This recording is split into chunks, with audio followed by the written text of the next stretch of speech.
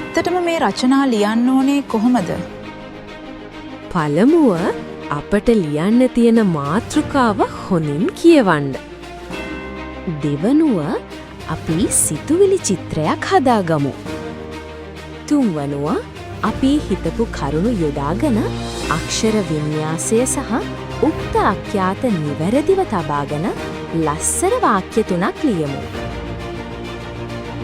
අවසානයේ අපි ලියපු වාක්‍යය නිවැරදිද කියලා මේ අඩුපාඩු පිරික්සීම පියවරෙන් පරීක්ෂා කරගමු. මෙන්න මේ වගේ අභ්‍යාස සහ රචනා 40ක් මේ පොතේ අඩංගු වෙනවා. දරුවගේ අනාගතයට කරන හොඳම ආයෝජනය මෙයයි. අදම ළමාමුතු වැකිහුරුව පිටපතක් ඔබේ දරුවට ලබා ගන්න.